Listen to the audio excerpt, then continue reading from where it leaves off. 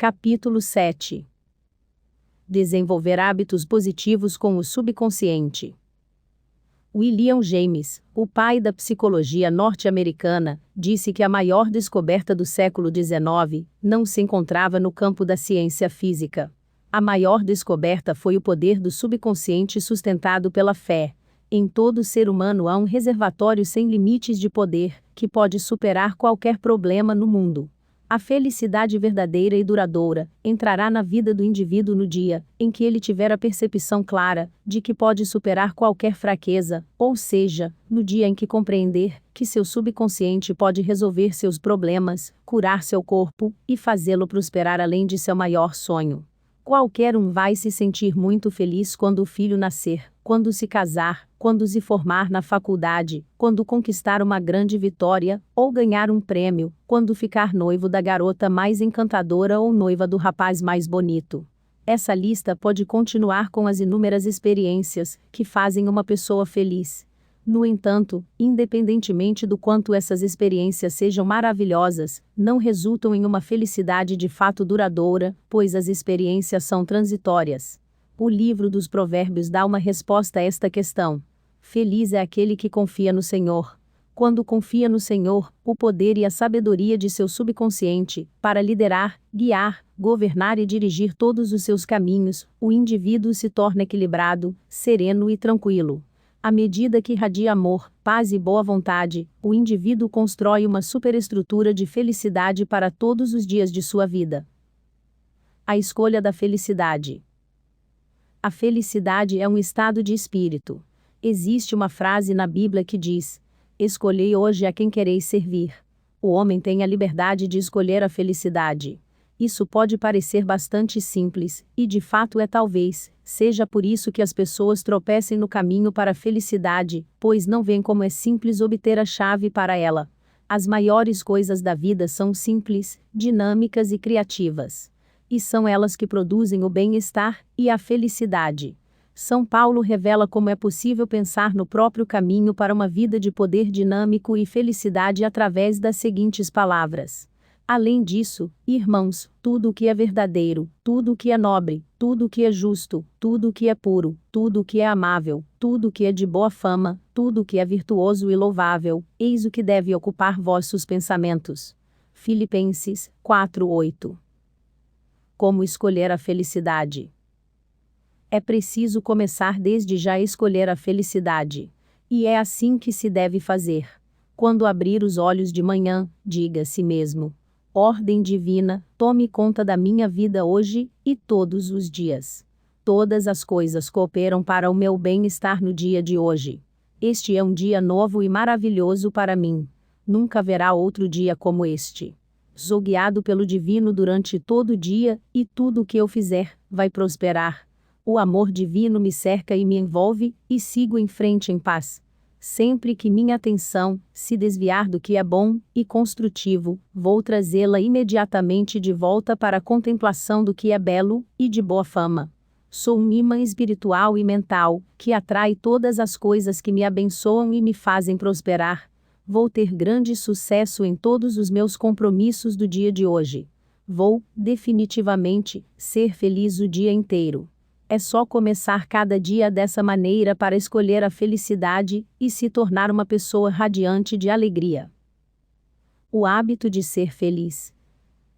Há alguns anos, o autor deste livro esteve por uma semana na casa de um fazendeiro, em Connemara, na costa oeste da Irlanda. O fazendeiro parecia estar sempre cantando e assobiando, de bom humor. Quando o autor lhe perguntou qual era o segredo de sua felicidade, sua resposta foi a seguinte: é um hábito meu ser feliz. Todas as manhãs, quando acordo, e todas as noites, antes de dormir, abençoo minha família, as plantações, o gado e agradeço a Deus pela colheita maravilhosa. Esse fazendeiro tornou esse hábito uma prática por mais de 40 anos. Como é sabido, os pensamentos repetidos de modo regular e sistemático mergulham no subconsciente e se tornam habituais. Ele descobriu que a felicidade é um hábito. É preciso desejar ser feliz. Há um aspecto muito importante sobre ser feliz. deve-se desejar com sinceridade ser feliz. Há pessoas que estiveram depressivas, desanimadas e infelizes por tanto tempo que, ao se tornarem felizes de repente, por alguma notícia maravilhosa, boa e alegre, na verdade fazem como uma mulher que disse ao autor: é errado ser tão feliz assim. Estavam tão acostumadas com os velhos padrões mentais, que não se sentem à vontade quando estão felizes. Anseiam pelo antigo estado de depressão e infelicidade. O autor conheceu uma mulher na Inglaterra, que teve reumatismo por muitos anos. Costumava dar um tapa no joelho e dizer: meu reumatismo está péssimo hoje. Não posso sair. Meu reumatismo me faz sofrer. Essa querida senhora conseguiu obter bastante atenção por parte do filho, da filha e dos vizinhos. Ela de fato queria ter reumatismo. Ela gostava de seu sofrimento, como ela própria chamava. Essa mulher não queria realmente ser feliz. O autor lhe sugeriu uma técnica de cura. Escreveu alguns versos bíblicos e lhe disse que, se desse atenção àquelas verdades, sem dúvida alguma sua atitude mental mudaria e resultaria em fé e confiança para que sua saúde fosse restabelecida. Ela não estava interessada. Parece haver um traço peculiar, mental e mórbido, em muitas pessoas, que faz com que apreciem sofrer e ser tristes. Por que escolher a infelicidade? Muitas pessoas escolhem a infelicidade por alimentar as seguintes ideias: hoje é um dia negro e tudo vai dar errado, não vou conseguir, todo mundo está contra mim, o negócio está ruim, e vai ficar ainda pior, estou sempre atrasado, nunca tenho oportunidades, ele pode, mas eu não posso. Aquele que tem essa atitude mental, como primeira coisa logo de manhã, atrai todas essas experiências para si e se torna muito infeliz. Em vez disso, é preciso começar a perceber que o mundo em que se vive é determinado, em grande parte, pelo que se passa na mente de cada um. Marco Aurélio, o grande filósofo e sábio romano, afirmou: a vida de um homem é o que os seus pensamentos fazem dela. Emerson, o filósofo mais importante dos Estados Unidos, disse: um homem é o que ele pensa o dia todo. Os pensamentos acolhidos habitualmente na mente têm a tendência de se concretizarem em realidade. Certifique-se de não favorecer pensamentos negativos, pensamentos derrotistas ou desagradáveis, pensamentos deprimentes. O indivíduo deve sempre lembrar à mente que ele não pode experimentar nada que esteja fora de sua mentalidade. Se Eu tivesse $1 milhão, Eu seria feliz. O autor visitou muitos homens em instituições de saúde para problemas mentais que eram milionários, mas que insistiam em dizer que não tinham dinheiro e que eram indigentes. Foram internados em função de apresentar tendências psicóticas, paranoicas e maníaco-depressivas. A riqueza em si não faz ninguém feliz. Por outro lado, não é um obstáculo para a felicidade. Hoje, há muitas pessoas que tentam comprar a felicidade adquirindo aparelhos caros, televisões, automóveis, casa de campo, iate, piscina, mas a felicidade não pode ser comprada ou adquirida dessa maneira. O reino da felicidade está no pensamento e no sentimento de cada um. Muitas pessoas acham que é preciso algo artificial para produzir felicidade. Alguns dizem: se eu fosse eleito prefeito, se eu viesse a ser o presidente da empresa, se eu fosse promovido a gerente geral da empresa, eu seria feliz. A verdade é que a felicidade é um estado mental e espiritual. Nenhuma dessas posições mencionadas vão necessariamente trazer a felicidade. A força, a alegria e a felicidade do homem consistem em descobrir as leis da ordem divina e da ação correta alojadas no subconsciente, e em aplicar esses princípios em todas as fases de sua vida. A descoberta da felicidade como resultado de uma mente tranquila. Em meio a palestras em São Francisco, há alguns anos, o autor entrevistou um homem que estava muito infeliz e desanimado com os rumos de sua empresa. Ele era o gerente geral. Seu coração estava cheio de ressentimento em relação ao vice-presidente e ao presidente da empresa. Alegou que estavam contra ele. No entanto, foi por causa do seu conflito interno que o negócio entrara em declínio, e ele passou a não receber dividendos ou bonificações. Esse homem solucionou seu problema nos negócios da seguinte forma: a primeira coisa que fazia pela manhã era afirmar com tranquilidade: Todos aqueles que trabalham em nossa empresa são honestos, sinceros, cooperativos, fiéis e cheios de boa vontade para com todos. São elos mentais e espirituais na cadeia de crescimento, bem-estar e prosperidade dessa organização. Irradio amor, paz e boa vontade em meus pensamentos, palavras e ações para os meus 2 associados, e para todos que fazem parte da empresa. O presidente e o vice-presidente de nossa empresa são orientados pela ordem divina em todas as suas realizações.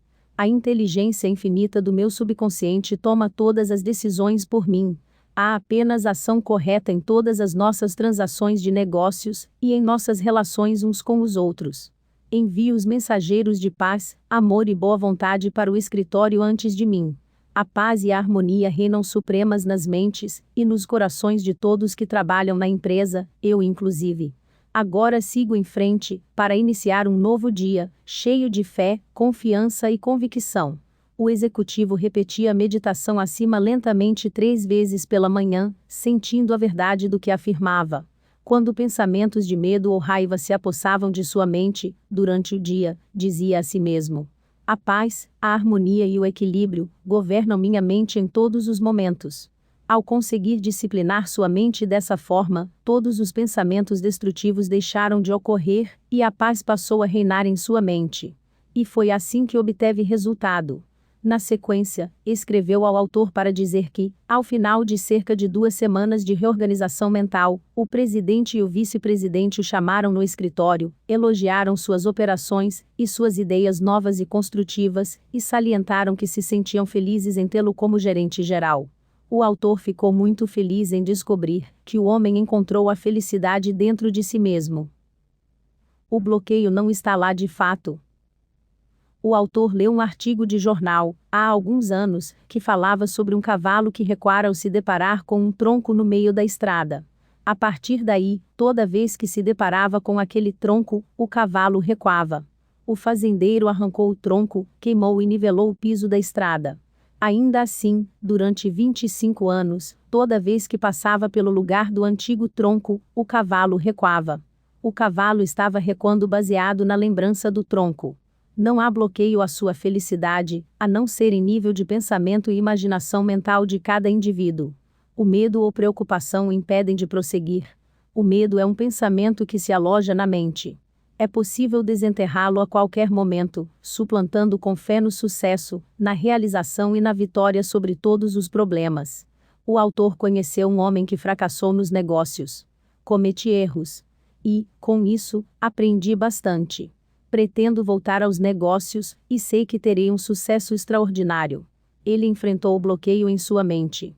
Não se lamentou nem reclamou.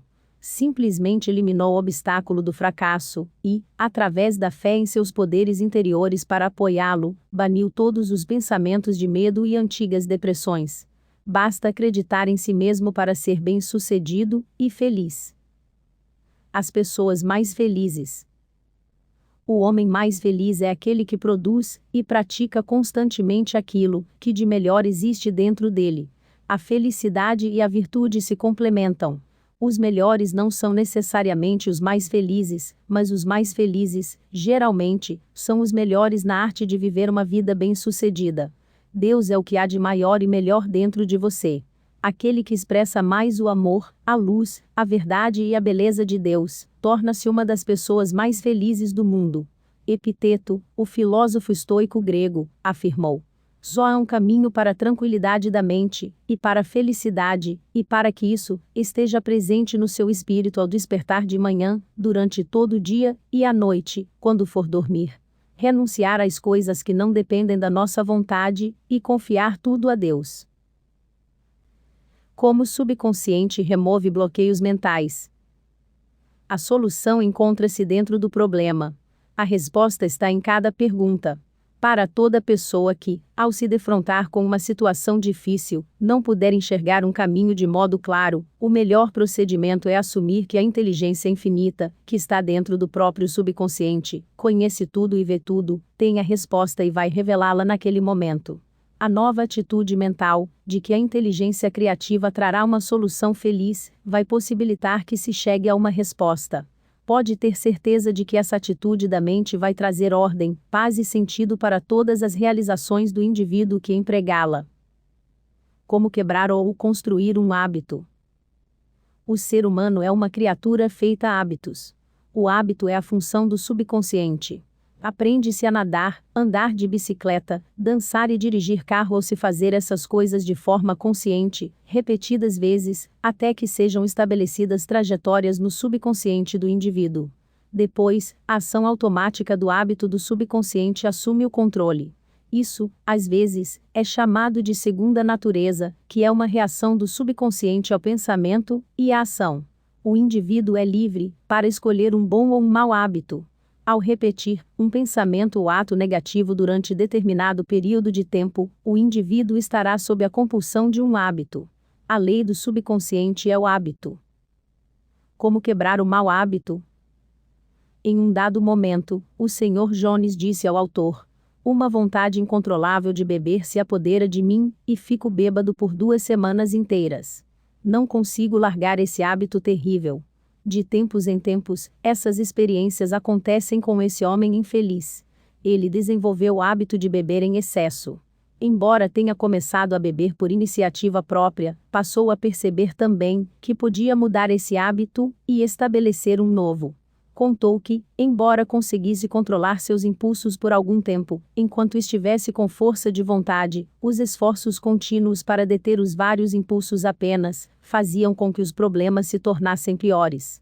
Os repetidos fracassos o convenceram de que ele não tinha esperança nem força para controlar seu impulso ou obsessão. Essa ideia de ser impotente perante o problema funcionava como uma sugestão poderosa para o seu subconsciente e agravava sua fraqueza, tornando sua vida uma sucessão de insucessos. O autor ensinou-lhe a harmonizar as funções das mentes consciente e subconsciente. Quando estas duas cooperam, a ideia ou desejo implantado no subconsciente é realizado.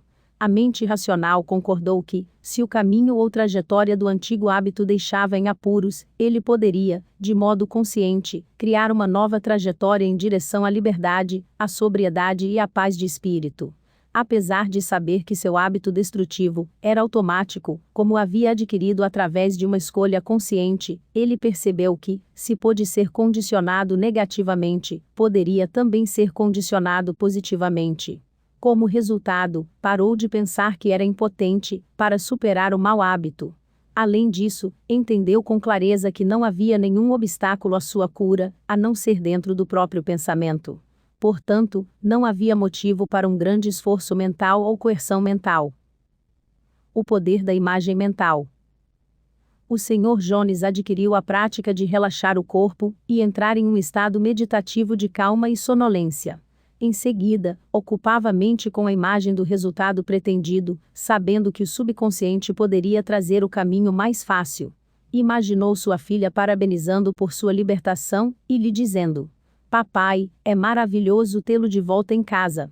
Ele perdera a família por causa da bebida. Ele não tinha permissão para visitá-los, e sua esposa não falava com ele." Regularmente, e de forma sistemática, sentava-se e meditava da forma anteriormente descrita. Para quando lhe fugia a atenção, ele adotou o hábito de chamar imediatamente a imagem mental da filha, com um largo sorriso, e a cena de sua casa animada pela voz alegre dela. Tudo isso criou um recondicionamento de sua mente. Foi um processo gradual. Ele se manteve firme. Perseverou, sabendo que, mais cedo ou mais tarde, estabeleceria um novo padrão de hábito no subconsciente. O autor lhe disse que poderia comparar sua mente consciente a uma câmera fotográfica, e que seu subconsciente era o negativo sobre o qual ele registrava e gravava as imagens. Isso o impressionou de tal forma, que definiu como objetivo principal gravar a imagem em sua mente e revelá-la ali. Os filmes fotográficos são revelados no escuro, e, da mesma forma, as imagens mentais são reveladas no quarto escuro do subconsciente. Atenção focada. Como o Sr. Jones compreendeu que sua consciência era simplesmente uma câmera fotográfica, não precisava fazer esforço. Não havia necessidade de luta mental. Ajustava tranquilamente seus pensamentos, e focava a atenção na cena diante dele até que conseguisse, de forma gradual, se identificar com a imagem. Ficava absorvido na atmosfera mental, repetindo o filme mental com frequência. Não havia dúvida sobre a cura que estava por vir. Quando passava por alguma tentação pela bebida, mudava sua imaginação das bebedeiras para o sentimento de estar em casa com sua família. Ele conseguiu realizar seu objetivo, porque teve esperança e confiança de viver a imagem que revelava em sua mente. Hoje, é presidente de uma empresa de muitos milhões de dólares, e está radiante de felicidade. Quanto você quer o que deseja? Um jovem perguntou a Sócrates como poderia obter sabedoria. Sócrates respondeu: venha comigo. E então o levou a um rio, onde afundou a cabeça do rapaz na água, manteve até que o rapaz ficasse sem ar, e, em seguida, relaxou e soltou a cabeça dele.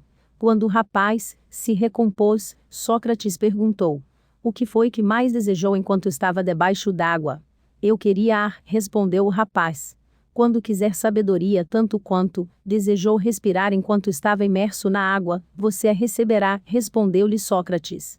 Da mesma forma, quando alguém tem um desejo intenso de superar algum bloqueio em sua vida e chega a uma decisão clara, de que não há saída, e que aquela é a trajetória que deseja seguir, então a vitória e o triunfo estão assegurados. Aquele que realmente quiser paz de espírito e calma interior vai consegui-los. Não importa o quanto tenha sido tratado de forma injusta, o quanto seu chefe venha sendo maldoso, o quanto alguém provou ser desonesto, isso tudo não faz diferença para um indivíduo quando ele desperta para seus poderes mentais e espirituais. Ele sabe o que quer e vai se recusar a deixar que os ladrões, pensamentos, do ódio, da raiva, da hostilidade e da má vontade lhe roubem a paz, a harmonia, a saúde e a felicidade. E vai deixar de ficar chateado por causa de pessoas, condições, notícias e acontecimentos, ao identificar seus pensamentos imediatamente com seu objetivo de vida. Seu objetivo é a paz, a saúde, a inspiração, a harmonia e a abundância. Sinta um rio de paz fluindo por todas as partes do corpo. O pensamento é o poder imaterial e invisível, e a escolha certa é deixar que o pensamento o abençoe, o inspire e lhe dê paz. Porque não podia ser curado. Essa é uma história típica de um homem casado, com 4 filhos, que sustentava outra mulher, e se relacionava secretamente com ela durante suas viagens de negócios. Vivia doente, nervoso, irritado, além de mal-humorado, e não conseguia dormir sem tomar calmantes. Os medicamentos receitados pelo médico não fizeram efeito para reduzir sua pressão alta, acima de 200. Tinha dores em várias partes do corpo, que os médicos não conseguiam diagnosticar, nem aliviar. Para piorar as coisas, estava bebendo em excesso. A causa de tudo isso era um profundo sentimento de culpa inconsciente. Violara os votos do casamento, e isso o incomodava. A crença religiosa em que fora criado estava profundamente alojada em seu subconsciente, e, portanto, bebia excessivamente para aplacar a ferida da culpa.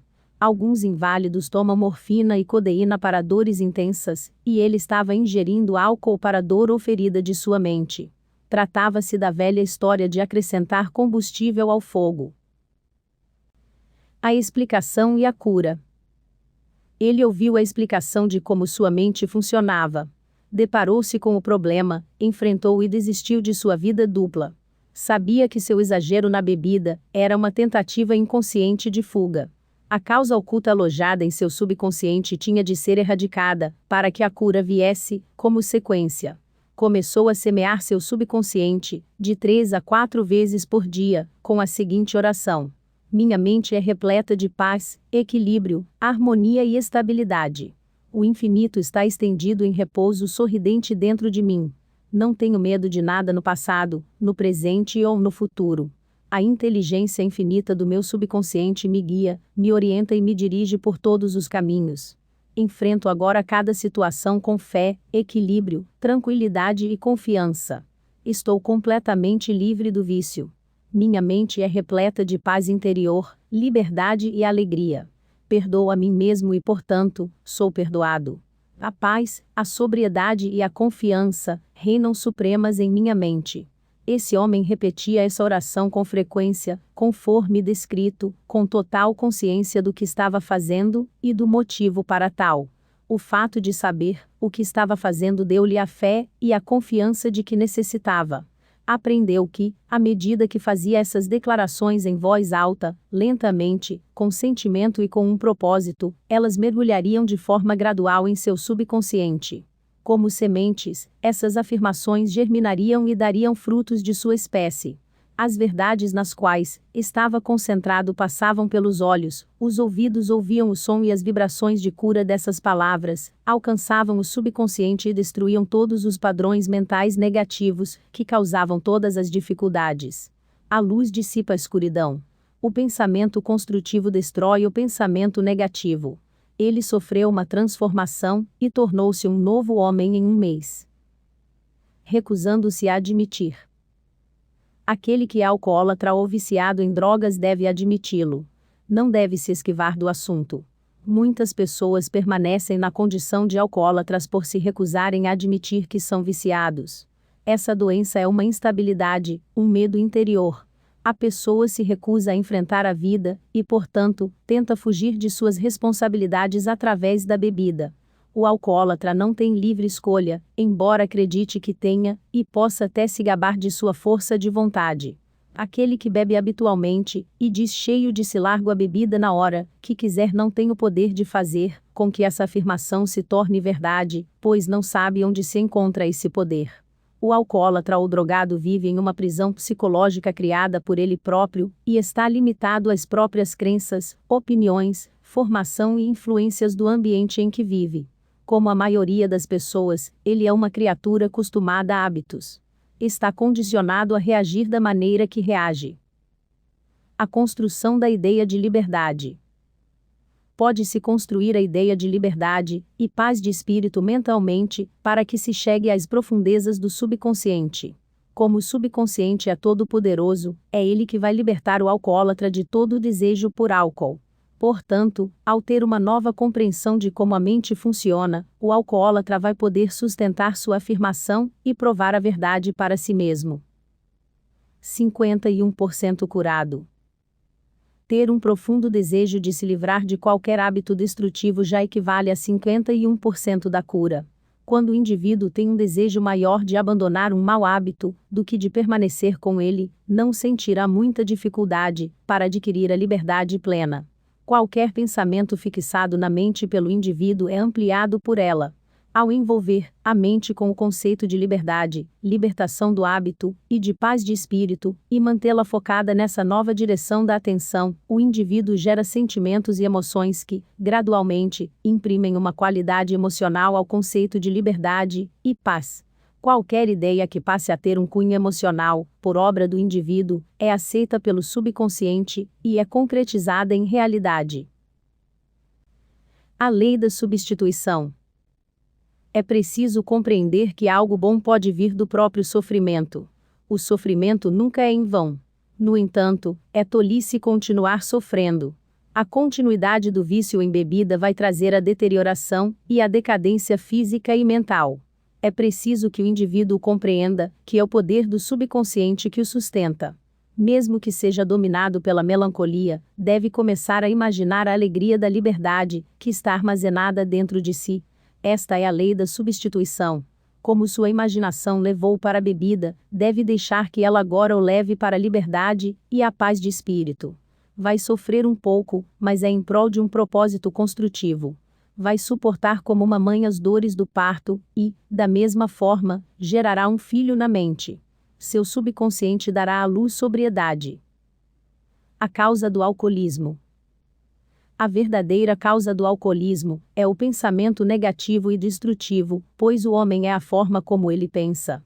O alcoólatra tem profundo sentimento de inferioridade, inadequação, derrota e frustração, geralmente acompanhado por profunda hostilidade interior. Tem inúmeros álibis para justificar o ato de beber, mas o único verdadeiro está em sua vida de pensamentos. 3 passos mágicos. O primeiro passo. Acalme-se e relaxe a mente. Entre em um estado de sonolência. Esse estado relaxado, sereno e receptivo é uma preparação para o segundo passo. O segundo passo. Adote uma frase simples, que possa ser imediatamente gravada na memória, e repita várias vezes, como uma cantiga de ninar. Pode usar a frase: agora detenho a sobriedade e a paz de espírito, e agradeço a isso. Para evitar que a mente divague, repita a frase em voz alta, ou mentalmente com o movimento dos lábios. Esta técnica ajuda a introduzi-la no subconsciente. Faça isso por 5 minutos, ou mais. Com isso, é possível encontrar uma resposta emocional profunda. O terceiro passo. Pouco antes de dormir, adote a prática utilizada por Johann Wolfgang von Goethe, autor alemão. Imagine um amigo querido à sua frente. Mantenha os olhos fechados, em uma situação de relaxamento e paz. O amigo querido está presente de forma subjetiva e lhe diz: parabéns. Você vê o sorriso e ouve a voz, aperta-lhe mentalmente a mão e tudo é bem real e vívido. A palavra parabéns implica liberdade plena. Ouça várias vezes, até que obtenha a reação subconsciente que o satisfaça. Continue seguindo em frente. Quando o medo bater a porta da mente, ou quando a preocupação, a ansiedade e a dúvida cruzarem a mente, o indivíduo deve observar sua visão, seu objetivo. Também deve pensar no poder infinito dentro de seu subconsciente, que pode ser gerado pelo pensamento e pela imaginação, pois isso lhe trará confiança, força e coragem. Vá em frente, persevere, até o raiar do dia e o sumiço das sombras. A superação dos medos. Um dos estudantes do autor lhe disse que fora convidado para falar em um jantar. Comentou que entrou em pânico só de pensar em falar para 1000 pessoas. No entanto, superou seu medo da seguinte forma. Por várias noites, sentava-se em uma poltrona por cerca de 5 minutos e dizia para si mesmo, devagar, com tranquilidade e de forma positiva: vou dominar esse medo. Vou superá-lo neste exato momento. Falo com equilíbrio e confiança. Estou relaxado e à vontade.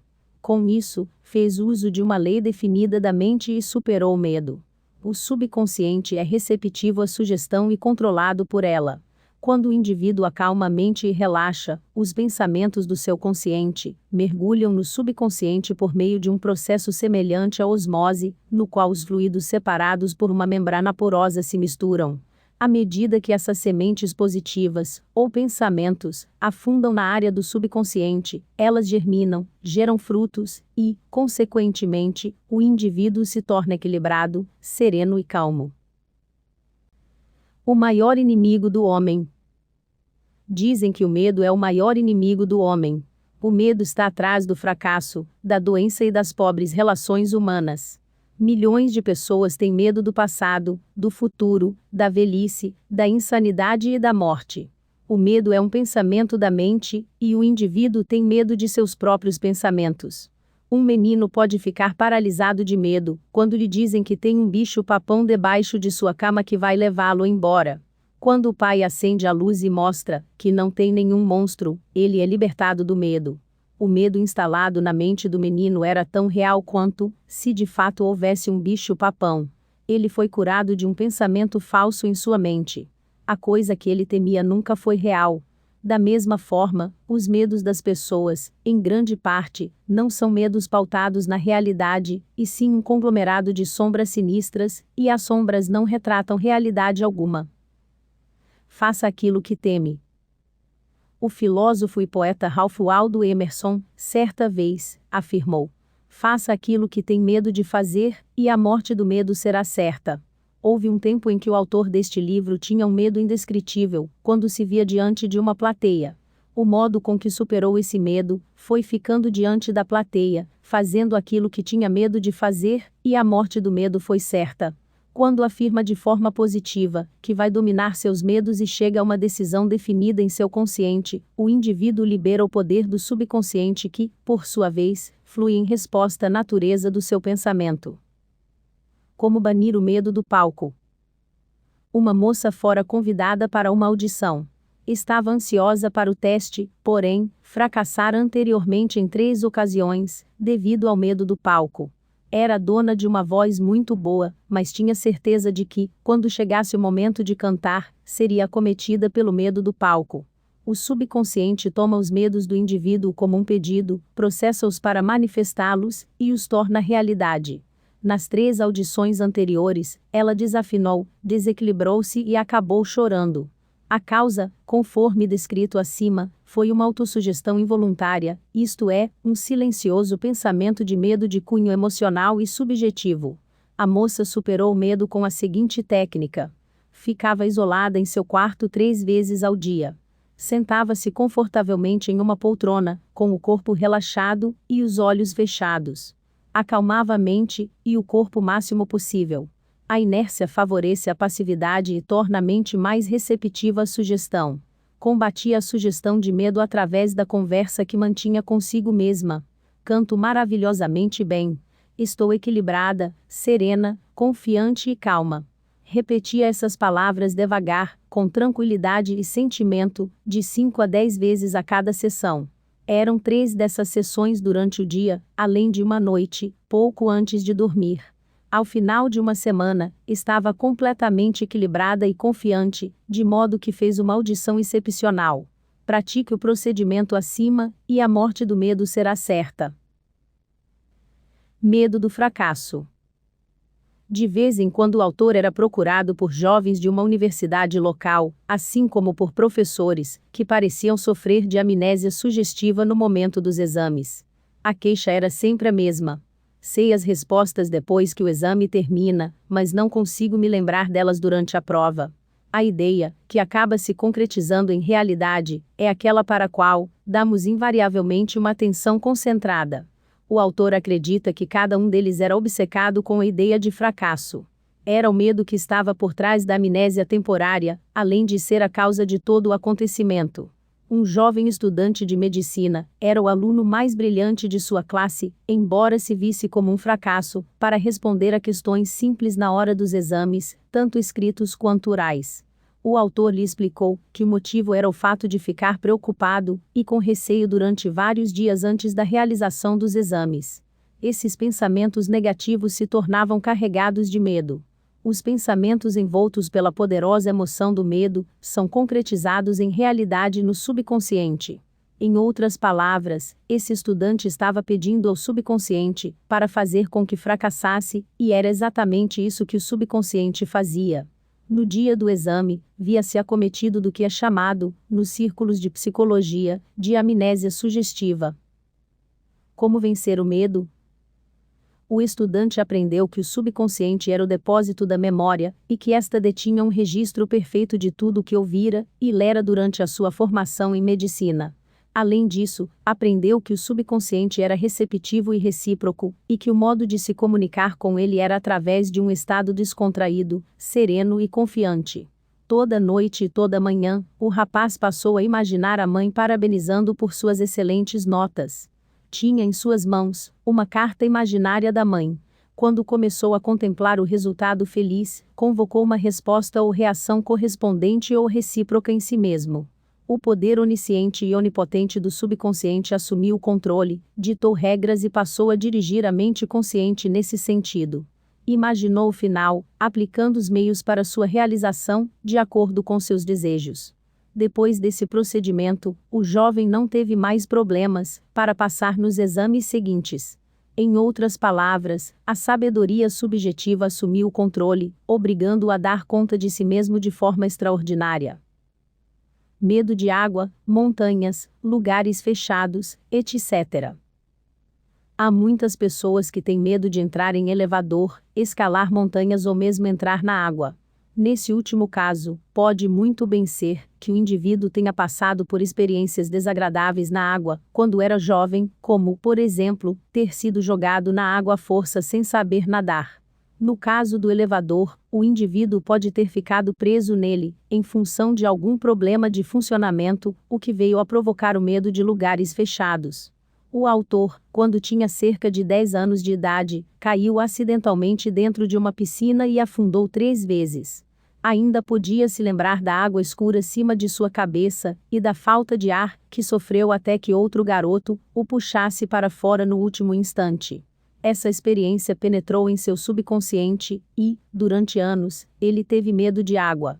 Um psicólogo idoso sugeriu ao autor, num dado momento: vá até a piscina, olhe para a água e diga em voz alta: vou dominá-la. Eu posso dominá-la.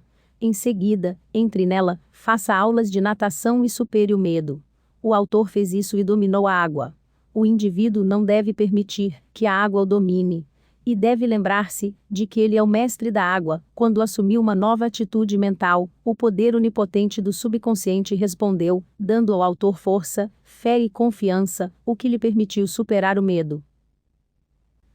A maior técnica para superar qualquer medo específico. O processo e a técnica a seguir, ensinados em aula pelo autor, têm como objetivo superar o medo. Funciona como um encantamento. Experimente. Aplicam-se a pessoas que têm medo de água, montanha, entrevista, audição ou de lugares fechados. Aquele que tem medo de nadar, por exemplo, deve sentar-se em um estado de tranquilidade, por 5 ou 10 minutos, de 3 a 4 vezes ao dia, e imaginar-se nadando. Na verdade, estará nadando em sua mente. Trata-se de uma experiência subjetiva. O indivíduo se projeta mentalmente na água. Sente o frio da água e o movimento dos braços e das pernas. É tudo real, vívido, uma atividade alegre que ocorre dentro da mente. Não é um devaneio ocioso, pois o indivíduo sabe que o que experimenta em sua imaginação será desenvolvido em seu subconsciente. Em seguida, vai ser compelido a se expressar a imagem e semelhança da imagem que imprimiu em sua mente mais profunda. Essa é a lei do subconsciente. É possível aplicar a mesma técnica para o indivíduo que tem medo de montanhas ou lugares altos. Basta imaginar que está escalando uma montanha, sentir a realidade da ação, apreciar a paisagem, sabendo que, se continuar fazendo isso mentalmente, será capaz de fazê-lo fisicamente, com facilidade e conforto. Ele exaltou o elevador. O autor conhecia um executivo de uma grande empresa, que tinha pavor de andar em elevador. Ele preferia subir 5 lances de escada até seu escritório todas as manhãs. Comentou que começou a bendizer o elevador todas as noites, exaltando várias vezes ao dia. Por fim, superou o medo. Eis a forma como bendizia o elevador. O elevador em nosso prédio é uma ideia maravilhosa. É uma dádiva e uma bênção para todos os nossos empregados. Presta um grande serviço. Funciona em ordem divina. Ando nele em paz e com alegria. Permaneço agora em silêncio, enquanto as correntes da vida, do amor e da compreensão, fluem através dos padrões do meu pensamento. Em minha imaginação, estou neste momento no elevador, e saio dele para entrar em meu escritório. Encontro-me com vários empregados da empresa no elevador, com quem converso. São todos simpáticos, alegres e descontraídos. É uma experiência fantástica de liberdade, fé e confiança. E a ela agradeço. Ele continuou sua oração por cerca de 10 dias, e no 11º, entrou no elevador com outros membros da organização, e sentiu-se completamente descontraído. O medo normal e anormal. O homem nasce apenas com 2 medos: o medo de cair, e o medo do barulho. Eles são uma espécie de sistema de alarme dado ao ser humano pela natureza, como um meio de autopreservação. O medo normal é bom. Ao ouvir um automóvel vindo pela estrada, qualquer um se afasta, por questão de sobrevivência. O medo momentâneo de ser atropelado é superado pela ação adotada pelo indivíduo. Todos os outros medos, o indivíduo adquiriu através dos pais, parentes, professores e todos aqueles que o influenciaram em seus primeiros anos de idade. Medo anormal. O medo anormal acontece quando o indivíduo deixa sua imaginação correr solta. Um bom exemplo é o de uma mulher que foi convidada para fazer uma viagem ao redor do mundo de avião, que começou a recortar todas as notícias de jornais com catástrofes aéreas. Passou a imaginar que caía no oceano, que se afogava, etc. Este é o medo anormal. Se tivesse persistido nisso, sem dúvida teria atraído o que mais temia. Outro exemplo de medo anormal é o de um homem de negócios de Nova York, bastante próspero e bem-sucedido. Ele tinha o seu próprio filme mental privado, no qual era o diretor. Rodou esse filme mental de fracasso, falência, bolsos vazios e saldo negativo no banco até afundar em profunda depressão. Recusava-se a parar com esse imaginário mórbido, e continuava repetindo à esposa, que isso não pode durar, vai ter uma recessão, tenho certeza de que vamos falir, etc. Sua esposa contou ao autor deste livro, que o homem finalmente foi à falência, e que todas as coisas que imaginava e temia tornaram-se realidade. As coisas que temia não existiam, mas ele as transformou em realidade devido ao temor, à crença e à expectativa constante do desastre financeiro. Jó disse: aquilo que eu temia, me sobreveio. Há pessoas que têm medo de que algo sinistro aconteça com seus filhos, e que alguma catástrofe terrível recaia sobre eles. Quando leem sobre alguma epidemia ou doença rara, vivem com medo de pegá-la, e alguns até imaginam que já contraíram. Tudo isso é medo anormal. Resposta ao medo anormal. A recomendação é que o indivíduo acometido de medo anormal se desloque mentalmente em direção oposta do medo. Manter-se no extremo do medo é viver em um estado de estagnação acrescido de deterioração mental e física. E o medo, quando surge, vem acompanhado de um desejo por algo oposto àquilo que é temido. É preciso concentrar a atenção naquilo que é imediatamente desejado, deixar-se absorver e envolver pelo desejo, sabendo que o subjetivo sempre supera o objetivo. Essa atitude trará confiança e elevará o espírito. O poder infinito do subconsciente move-se a favor do indivíduo e não pode falhar. Portanto, a paz e a confiança pertencem ao indivíduo. Examinando os medos. O presidente de uma grande empresa me disse que, quando era vendedor, costumava dar 5 ou 6 voltas no quarteirão antes de visitar um cliente. O gerente de vendas o acompanhou um dia e o aconselhou: não tenha medo do bicho-papão atrás da porta. Não existe bicho-papão. É uma lenda. O gerente contou-lhe que sempre enfrentava seus medos de frente e fitava-os nos olhos. Em seguida, estes desvaneciam e se recolhiam à sua insignificância. Aterrissando na selva.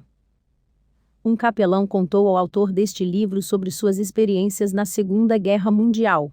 Ele teve de saltar de paraquedas de um avião com avarias e aterrissar na selva. Contou que ficou com medo, mas que sabia que existiam 2 tipos de medo, o normal e o anormal, citados neste capítulo. Decidiu fazer algo em relação ao medo imediatamente, e começou a conversar consigo mesmo. John, você não pode se render ao medo.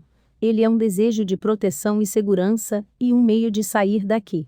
Em seguida, começou a pedir: a inteligência infinita que guia os planetas em seus cursos está agora me orientando e me guiando para fora desta selva. Continuou repetindo esse pedido em voz alta por 10 minutos, ou mais. Então algo começou a se agitar dentro de mim. Fui acometido por um espírito de confiança e comecei a andar. Após alguns dias, saí da selva por milagre, e fui salvo por um avião de resgate. A mudança de sua atitude mental o salvou. A confiança e a fé no poder e na sabedoria subjetiva dentro de si foram a solução para o seu problema. Ele comentou: se tivesse começado a lamentar o meu destino e deixado que os temores me dominassem, eu teria sucumbido ao medo do monstro, e provavelmente teria morrido de desespero e de fome. Pedindo demissão. O gerente-geral de uma organização confidenciou ao autor deste livro que por 3 anos temera perder sua posição na empresa. Imaginava constantemente o fracasso. Aquilo que temia não existia de fato, mas existia como um pensamento mórbido envolto de ansiedade em sua própria mente. Sua imaginação fértil dramatizava a perda de seu emprego até que, por fim, ele se tornara uma pessoa nervosa e neurótica. Como resultado, foi convidado a pedir demissão. Na verdade, ele próprio se demitiu. Seu subconsciente respondeu e reagiu de acordo com a imaginação negativa constante e as sugestões de medo direcionadas a ele. Isso fez com que o gerente cometesse erros e tomasse decisões tolas, o que, consequentemente, resultou em seu fracasso como gerente geral. A demissão nunca teria ocorrido caso ele tivesse se deslocado imediatamente para a posição oposta do medo, em sua mente. Conspiração contra ele. Durante uma turnê mundial de palestras, o autor deste livro teve uma conversa de 2 horas com um alto representante do governo. Ele tinha uma profunda sensação de paz e serenidade interna. Comentou que nenhum dos abusos que sofria fosse por questões políticas nos jornais ou provenientes do partido de oposição, o perturbavam. Sua prática envolve sentar-se e permanecer imóvel por 15 minutos pela manhã, sentindo que, no âmago de si mesmo, há um oceano profundo e calmo de paz. Ao meditar dessa forma, gera enorme poder que supera todos os tipos de dificuldades e medos. Em algum momento anterior a este encontro, um colega desse representante do governo havia lhe telefonado à meia-noite e dito que um grupo de pessoas estava conspirando contra ele. Eis o que ele disse ao colega: "Vou dormir agora, em perfeita paz. Você pode discutir comigo sobre isso amanhã, às 10 horas. E confidenciou ao autor deste livro: "Sei que nenhum pensamento negativo pode se manifestar a não ser que se imprima uma atitude emocional ao pensamento e que eu o aceite mentalmente. Recuso-me a acolher as sugestões de medo. E é por isso que nada de ruim consegue me afetar." Observe como ele estava tranquilo, calmo, sereno. Não ficou agitado, não arrancou os cabelos nem as suas mãos tremeram. Em seu mais profundo interior, encontrou a água fluindo com calma, a paz interior e uma grande tranquilidade. Superando medos. Esta fórmula é perfeita para banir o medo. Busquei o Senhor, e Ele me respondeu, livrou-me de todos os meus temores. Salmos 34:4. O Senhor é uma palavra antiga que significa lei, o poder do seu subconsciente. É importante conhecer as maravilhas do subconsciente e entender como ele trabalha e funciona. Além disso, é preciso dominar as técnicas mencionadas neste capítulo. Coloque-as em prática agora mesmo, ainda hoje. O subconsciente responderá e o libertará de todos os medos. Busquei o Senhor, e Ele me respondeu, livrou-me de todos os meus temores. Capítulo 8. Como manter o espírito jovem para sempre. O subconsciente nunca envelhece. É atemporal, eterno e infinito. É uma parte da mente universal de Deus, que nunca nasceu e nunca morrerá. O cansaço ou a velhice não podem ser atribuídos a nenhuma qualidade ou poder espiritual. A paciência, a bondade, a veracidade, a humildade, a boa vontade, a harmonia e o amor fraternal são atributos e qualidades que nunca envelhecem. Aquele que continua a gerar essas qualidades aqui, neste plano de vida, vai permanecer sempre jovem em espírito. O autor deste livro leu um artigo em uma revista, há alguns anos, que declarava que um grupo de médicos de renome da DeCourcy Clinic, em Cincinnati, Ohio, havia relatado que o fato de um indivíduo viver anos isolado não podia, por si só, justificar o aparecimento de doenças degenerativas. Esses mesmos médicos constataram que é o medo do tempo, e não o tempo propriamente dito, que tem um efeito nocivo sobre o envelhecimento nas mentes e nos corpos do ser humano, e que o medo neurótico dos efeitos do tempo pode muito bem ser a causa do envelhecimento prematuro. Durante os muitos anos de vida pública, o autor deste livro estudou, em algumas ocasiões, a biografia de homens e mulheres famosos, que deram continuidade às suas atividades produtivas durante anos, bem além do período normal de vida profissional. Entretanto, o autor teve o privilégio de conhecer inúmeros indivíduos sem qualquer destaque que, em uma esfera menor, pertenceram ao grupo daqueles mortais resistentes, que provaram que a velhice em si não destrói os poderes criativos da mente e do corpo. Envelhecer na vida do pensamento.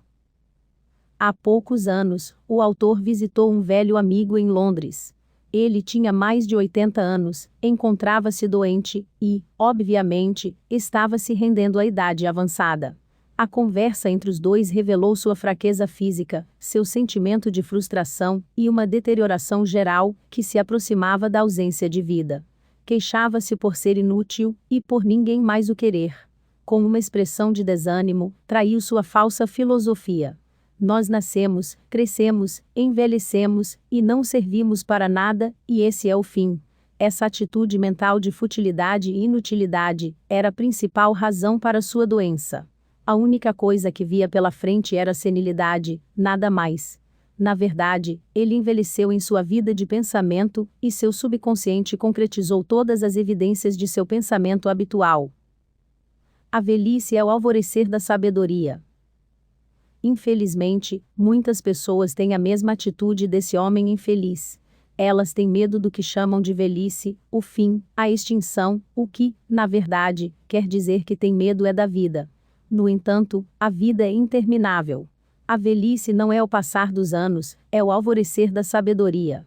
A sabedoria é a consciência dos grandes poderes espirituais no subconsciente, e o conhecimento de como esses poderes podem ser aplicados para se levar uma vida feliz e plena. Tire da cabeça, de uma vez por todas, a ideia de que ter 65, 75 ou 85 anos é sinônimo de que a vida acabou, seja para quem for. Pelo contrário, pode ser o início de um padrão de vida gloriosa, fértil, ativa e mais produtiva, melhor do que muitas pessoas já experimentaram. Acredite, tenha confiança e deixe que o subconsciente se encarregue de transformar isso em realidade. Bem-vindo à mudança. A velhice não é uma ocorrência trágica. O que é chamado de processo de envelhecimento é, na verdade, uma mudança. É para ser recebido com alegria e de bom grado. Assim como cada uma das fases da vida humana, é um passo à frente no caminho que não tem fim. O homem tem poderes que transcendem seus poderes corporais, assim como sentidos que transcendem os 5 sentidos físicos. Os cientistas atuais têm encontrado evidências positivas e irrefutáveis de que algo consciente no homem pode deixar seu corpo presente e viajar milhares de quilômetros para ver, ouvir, tocar e falar com pessoas, mesmo que o corpo físico nunca deixe o sofá onde se encontra reclinado. A vida do homem é espiritual e eterna. Nunca precisa envelhecer, pois a vida, ou Deus, não pode envelhecer. A Bíblia diz que Deus é vida. A vida se renova, é eterna, indestrutível, e é a realidade de todos os homens. Evidências da sobrevivência. As evidências reunidas pelas sociedades de pesquisas psíquicas, tanto na Grã-Bretanha quanto nos Estados Unidos, são avassaladoras. Qualquer um pode ir até uma boa biblioteca em uma cidade grande e pegar volumes dos anais da Sociedade de Pesquisas Psíquicas, que se baseiam nas descobertas de cientistas ilustres, no que se refere à sobrevivência, após o que é chamado de morte. Lá será encontrado um relato surpreendente sobre experimentos científicos que estabelecem a realidade da vida após a morte no estudo, O Problema da Sobrevivência Psíquica, de Ereward Carrington, diretor do Instituto Psíquico Norte-Americano. A vida é... Senhor Edison, o que é eletricidade? Perguntou uma mulher a Thomas Edison, o feiticeiro da eletricidade. Senhora, eletricidade é úsia, ele respondeu. A eletricidade é um nome dado a um poder invisível, que não se compreende em sua totalidade, mas é possível aprender tudo sobre o princípio da eletricidade e suas aplicações. Ela é usada de diversas maneiras. Embora o cientista não possa ver um elétron a olho nu, aceita-o como um fato científico, uma vez que essa é a única conclusão válida, que coincide com suas outras provas experimentais. Ninguém consegue ver a vida. No entanto, todos os seres humanos sabem que estão vivos. A vida é, os seres humanos estão aqui para expressá-la em toda a sua beleza e glória. A mente e o espírito não envelhecem. A Bíblia diz: e a vida eterna é esta, que te conheçam, a ti só, por único Deus verdadeiro. João 17:3. Aquele que pensa, ou acredita que o ciclo terreno composto por nascimento, infância, juventude, maturidade e velhice é tudo o que existe na vida, é de fato digno de compaixão. Esse tipo de indivíduo não tem nenhum esteio, nenhuma esperança, nenhuma visão, e, para ele, a vida não tem sentido. Esse tipo de crença traz frustração, estagnação, ceticismo e um sentimento de desânimo, que resulta em neuroses e aberrações mentais de todas as espécies. Aquele que não pode jogar uma partida forte de tênis ou nadar tão rápido quanto seu filho, ou cujo corpo se encontra menos ágil, ou passou a andar mais devagar, deve lembrar-se de que a vida está sempre mudando de roupagem. O que os homens chamam de morte é apenas uma jornada para uma nova cidade, em outra dimensão da vida. O autor deste livro, em suas palestras, sempre diz a homens e mulheres que devem aceitar o que é chamado de velhice com naturalidade. A idade tem sua própria glória, beleza e sabedoria. A paz, o amor, a alegria, a beleza, a felicidade, a sabedoria, a boa vontade e a compreensão são qualidades que nunca envelhecem nem morrem. O poeta e filósofo Ralph Waldo Emerson declarou: "Não contamos os anos de um homem, até que ele nada mais tenha para contar." O caráter, a qualidade da mente, a fé e as convicções do ser humano não estão sujeitos à decadência. O indivíduo é tão jovem quanto pensa ser. De tempos em tempos, o autor faz palestras no Caston Hall, em Londres. Certa vez, após uma dessas palestras, um cirurgião contou-lhe o seguinte: "Tenho 84 anos. Opero todas as manhãs, visito os pacientes de tarde e escrevo para publicações médicas e científicas à noite." Sua atitude era de que ele era tão útil quanto acreditava ser, e tão jovem quanto seus pensamentos. Ele acrescentou: "É verdade quando você diz que o homem é tão forte quanto pensa ser, e tão valioso quanto pensa ser." Esse cirurgião não se rendeu à idade avançada. Ele sabe que é imortal. Eis seu comentário final: "Se eu morrer amanhã, vou operar pessoas na próxima dimensão, mas não com o bisturi de um cirurgião, e sim através de uma cirurgia mental e espiritual." Os cabelos grisalhos são um bem ativo. Quando parar de trabalhar, nunca diga: "Estou aposentado, velho, acabado."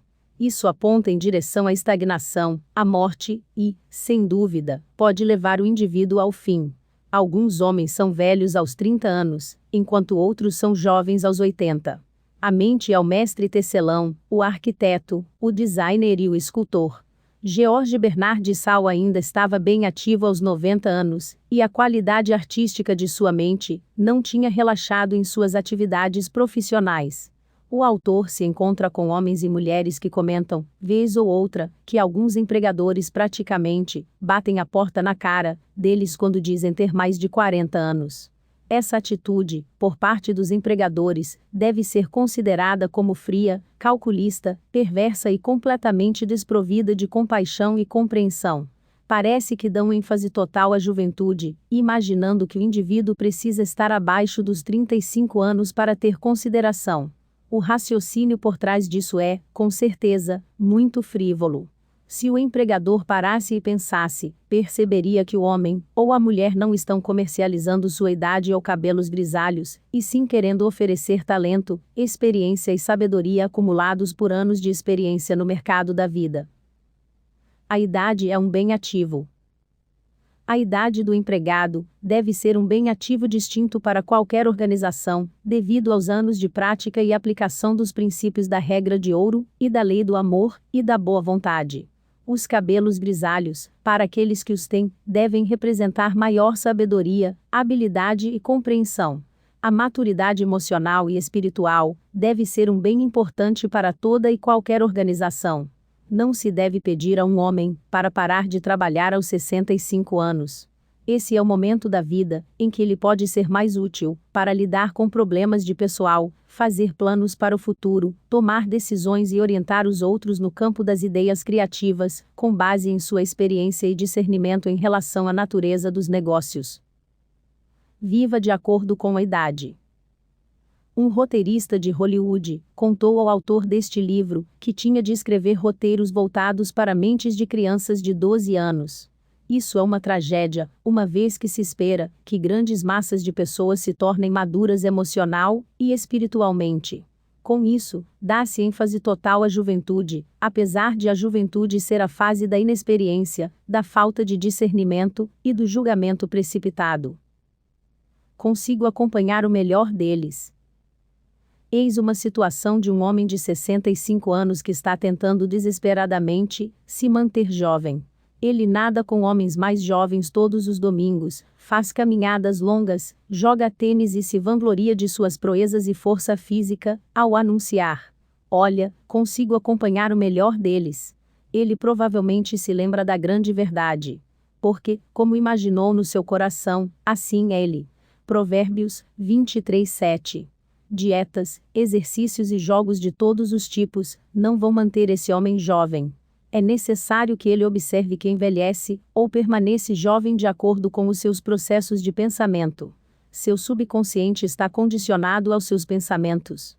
Se seus pensamentos estão voltados constantemente para o belo, o nobre e o bem, isso significa que ele vai permanecer jovem, independentemente da idade cronológica. Medo da velhice. Jó disse: aquilo que eu temia, me sobreveio. Há muitas pessoas que têm medo da velhice, e ficam incertas em relação ao futuro, pois precipitam a deterioração mental e física à medida que os anos avançam. O que pensam e sentem, vai acontecer. O indivíduo envelhece quando perde o interesse pela vida, quando deixa de sonhar, de almejar novas verdades, e de procurar por novos mundos para conquistar. Quando sua mente está aberta a novas ideias, novos interesses, e quando levanta a cortina e deixa o brilho do sol, e a inspiração de novas verdades da vida e do universo entrarem, o indivíduo trilha um caminho, para se manter jovem e cheio de energia. Você tem muito a oferecer. Aqueles que têm 65 ou 95 anos, precisam compreender que ainda têm muito a oferecer. Podem ajudar a estabilizar, aconselhar e orientar a geração mais jovem. Podem dar o benefício de seu conhecimento, sua experiência e sua sabedoria. Podem sempre olhar para frente, pois, a qualquer momento, terão condições de contemplar a vida infinita. Vão descobrir que nunca poderão deixar de desvendar as glórias e as maravilhas da vida. Ao tentar aprender algo novo, a cada momento do dia, vão descobrir que suas mentes se manterão sempre jovens. Idade: 110 anos. Em algum momento, enquanto encontrava-se a trabalho em Bombaim, na Índia, o autor deste livro foi apresentado a um homem que disse ter 110 anos de idade. Tinha o rosto mais belo que ele já vira na vida. Parecia transfigurado pela irradiação de uma luz interior. Seus olhos continham uma beleza rara, que indicavam que ele tinha envelhecido em anos de felicidade, não apontavam nenhum sinal de que sua mente havia deixado esmaecer suas luzes. Aposentadoria, um novo empreendimento. O indivíduo nunca deve permitir que sua mente se aposente. Ela deve ser como um paraquedas, que só tem utilidade quando se abre. É importante que o indivíduo esteja aberto e receptivo a novas ideias. O autor deste livro conheceu homens que se aposentaram entre 65 e 70 anos. Pareciam definhar e morriam em poucos meses. Era óbvio que sentiam que a vida estava no fim. A aposentadoria pode ser um novo empreendimento, um novo desafio, um novo caminho, o início da realização de um sonho antigo. É indescritivelmente deprimente ouvir um homem dizer: o que vou fazer agora que estou aposentado? Na verdade, ele quis dizer: estou morto mental e fisicamente. Minha mente está falida de ideias. Tudo isso é uma imagem que não retrata a realidade. A verdade é que o indivíduo pode realizar mais aos 90 do que aos 60 anos, porque a cada dia cresce em sabedoria e compreensão da vida e do universo, através de seus novos estudos e interesses. Graduou-se para ter um emprego melhor. Um executivo que mora próximo à casa do autor deste livro foi forçado a se aposentar há poucos meses por ter atingido os 65 anos. Comentou com o autor: considero a minha aposentadoria como um salto do jardim de infância para a primeira série. E passou a discorrer filosoficamente da seguinte forma: quando saiu do ensino médio, subiu a escada para a faculdade. Percebeu que esse era um passo à frente em sua educação e para a compreensão da vida em geral. Da mesma forma, agora podia fazer as coisas que sempre pretendera fazer, e portanto, sua aposentadoria era também um outro passo à frente na escalada da vida e da sabedoria. Chegou à sábia conclusão de que não precisaria mais se concentrar em fazer dinheiro para se sustentar. Agora, iria voltar toda a sua atenção para viver a vida. Como é fotógrafo amador, fez alguns cursos de fotografia, empreendeu uma viagem ao redor do mundo e fotografou lugares famosos. Atualmente, faz palestras para vários grupos, associações e clubes, e tem uma boa demanda. Há várias maneiras de se interessar por algo que vale a pena. É preciso se entusiasmar por novas ideias criativas, fazer progressos espirituais, e continuar aprendendo e crescendo. É dessa forma que o indivíduo se mantém jovem no coração, pois perpetua a fome e a sede de novas verdades, e seu corpo, por sua vez, reflete seu pensamento em todos os momentos. O indivíduo tem de ser um produtor, e não um prisioneiro da sociedade. Os jornais têm constatado que a população de idosos que votam em eleições na Califórnia vem crescendo consideravelmente. Isso significa que serão ouvidos na Assembleia Legislativa Estadual e também nos corredores do Congresso norte-americano. O autor deste livro acredita que será promulgada uma lei federal que proíbe os empregadores de discriminação contra homens e mulheres devido à idade avançada. Um homem de 65 anos pode ser mais jovem mental, física e fisiologicamente do que outro, de 30. É estúpido e ridículo dizer a um homem que ele não pode ser contratado porque tem idade superior a 40 anos.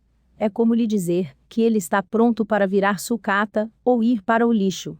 Diante disso, o que um homem de 40 anos ou mais deve fazer? Enterrar seus talentos e esconder suas qualidades e habilidades? Os homens que são privados e impedidos de trabalhar devido à idade avançada devem ser sustentados pelo governo em níveis municipal, estadual e federal. As várias organizações que se recusam a contratá-los e a se beneficiar de sua sabedoria e experiência serão tributadas para sustentar essas aposentadorias.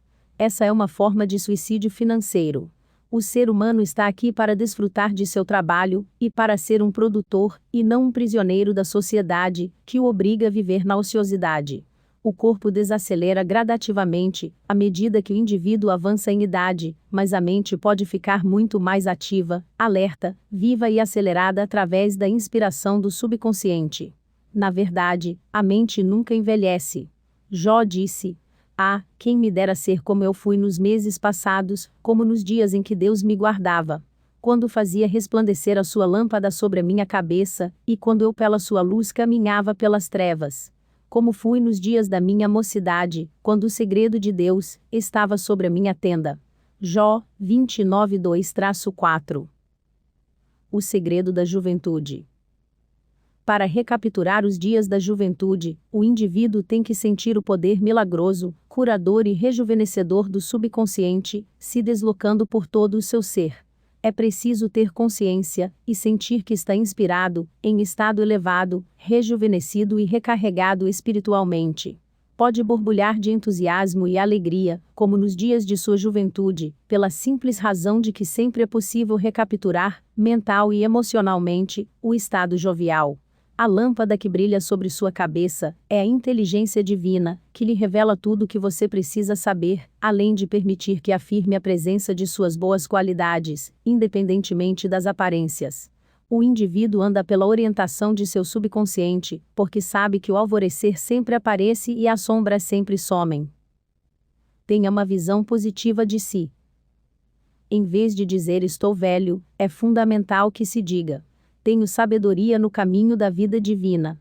Não deixe que a empresa, os jornais ou as estatísticas mantenham uma imagem da velhice, dos anos de declínio, da decrepitude, da senilidade e da inutilidade. É preciso rejeitar essas informações, pois não passam de mentira. As pessoas devem se recusar a ser hipnotizadas por esse tipo de propaganda enganosa. Devem afirmar a vida, não a morte. Precisam ter uma visão de si como pessoas felizes, radiantes, bem-sucedidas, serenas e poderosas. Mente ativa aos 99 anos. O pai do autor deste livro aprendeu francês aos 65 anos e tornou-se uma autoridade nesse idioma aos 70. Fez um curso de gaélico quando tinha pouco mais de 60 anos e tornou-se um professor reconhecido e famoso da língua. Ajudou sua filha em uma escola de ensino superior e continuou a estudar até morrer, aos 99 anos. Sua mente era tão lúcida aos 99 como quando ele tinha 20 anos. Além disso, sua escrita e seu raciocínio tinham melhorado com o avanço da idade. Na verdade, o indivíduo é velho tanto quanto pensa e sente que o é. O mundo precisa de seus cidadãos idosos. Marco Pórcio Catão, o patriota romano, aprendeu grego aos 80 anos. Madame Ernestine Schumann-Heink, a grande contralto germano-americana, atingiu o auge de seu sucesso depois de se tornar avó. É maravilhoso contemplar as realizações dos mais velhos. O general Douglas MacArthur, Harry S. Truman, o general Dwight David Eisenhower e o financista norte-americano Bernard Baruch foram pessoas interessantes, ativas e que contribuíram com seus talentos e sabedoria para o progresso mundial. O filósofo grego Sócrates aprendeu a tocar instrumentos musicais quando tinha 80 anos. Michelangelo pintou suas maiores telas aos 80 anos.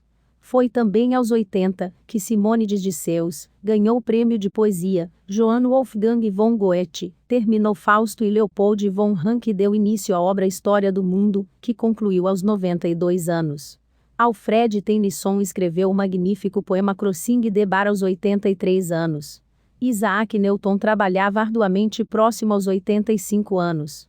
Aos 88 anos, John Wesley dirigia, pregava e orientava o metodismo. Vários homens de 95 anos frequentam as palestras do autor deste livro e sempre comentam que tem melhor saúde hoje do que aos 20 anos. É preciso colocar os cidadãos idosos em altas posições e dar a eles todas as oportunidades para que cultivem as flores do paraíso. Aquele que já está aposentado deve se interessar pelas leis da vida e pelas maravilhas do subconsciente. Faça coisas que sempre quis fazer. Estude novos assuntos e investigue novas ideias. Reze da seguinte forma: assim como o cervo brama pelas correntes das águas, assim suspira minha alma por ti, ó Deus. Salmos 42:1. Os frutos da velhice. Sua carne se reverdecerá mais do que era na mocidade, e tornará os dias da sua juventude. Jó 33:25. A velhice significa realmente a contemplação das verdades de Deus, do mais alto ponto de vista. O ser humano tem de compreender que está em uma jornada interminável, que abrange uma série de passos importantes no oceano incessante, incansável e infinito da vida. E, em seguida, repetir com o salmista: na velhice ainda darão frutos, serão viçosos e vigorosos. Salmos 92:14. Mas o fruto do Espírito é amor, gozo, paz, longanimidade, benignidade, bondade, fé, mansidão, temperança.